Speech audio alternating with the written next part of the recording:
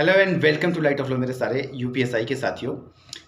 कल की मेरी वीडियो में जब मैं बात कर रहा था तो फ्लो में मैंने एक शब्द कहा था चोरी, और चोरी के साथ मैंने एक चीज़ वर्ड किया था जो चोरी चकारी होनी चाहिए थी, बट स्लिप ऑफ टंग से वो कुछ और साउंड कर रहा है, और जिससे काफ़ी सारे साथियों की ना भावनाएं आहत हो रही हैं। हालांकि इसको ये और इसके लिए ना अनकंडीशनल मैं आप सबसे माफ़ी चाहता हूँ अगर किसी की भी भावनाएं हर्ट हुई हों, क्योंकि मेरा ये इंटेंशन ही नहीं था जो आप लोग साउंड लेके चले गए और इतना दूर तक उसको कोऑर्डिनेट करके उसको कहाँ से कहाँ ऐड कर लिया। तो ये गलत बात है, ये ऐसा कुछ भी मेरा इंटेंशन नहीं था, और मैं फिर भी आप सबसे सॉरी चाहता हूँ इसके लिए। पर मैं एक बात कहूँगा कि ये किसी डर से या किसी ऐसी चीज़ से नहीं, मैं सिर्फ इसलिए आपको अपोलॉजी कर रहा हूँ कि आप मेरे वजह से अगर हर्ट हो रहे हैं तो ये गलत बात है, क्योंकि मेरे इंटेंशन ऐसे नहीं है, और जब मैंने ऐसी इंटेंशन नहीं रखी है तो मुझे आप सबसे माफ़ी मांगने में कोई दिक्कत नहीं है। कोई भी हर्ट है तो रही बात लीगली इसको अबेंडन करने की, तो देखिए जो भी शब्द है ना, र और री में फ़र्क होता है।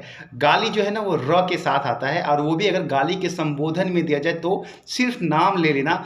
जैसे कि मैं एक चीज़ आपको कहूँगा कि अगर बात आ गई है तो एक बात समझिए, आप लोगों को डॉक्टर राजकुमार की द हिस्ट्री ऑफ चमार डायनेस्टी पढ़ना चाहिए।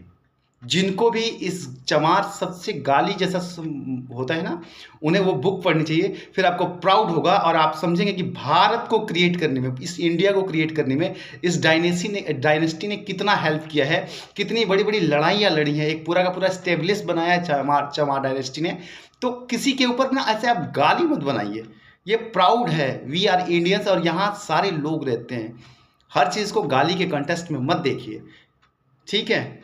वो पढ़िए, या फिर चमारों की गली एक कविता लिखी गई है, कभी पढ़ के देखिए, आपको समझ में आएगा।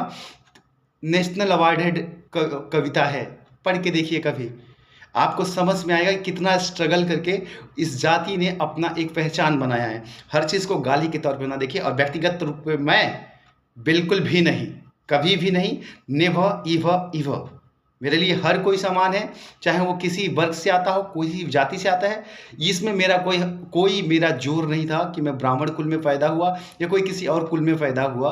ये सिर्फ ईश्वर डिसाइड करता है, आप इसमें कुछ आपका रोल नहीं है। आपके कर्म से आप जाने जाते हैं कि आप उसके बाद क्या करते हैं। यही मेरा मानना है, यही मेरी आइडियोलॉजी है।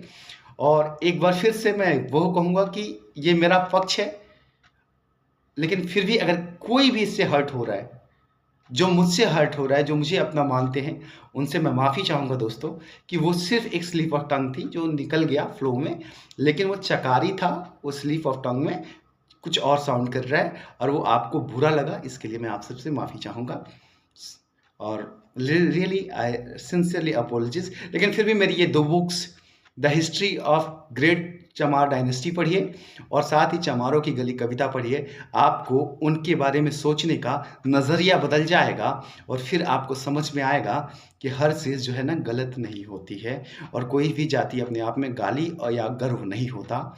इसे ये समाज अपने तरीके से ढाल चुका है। नमस्कार।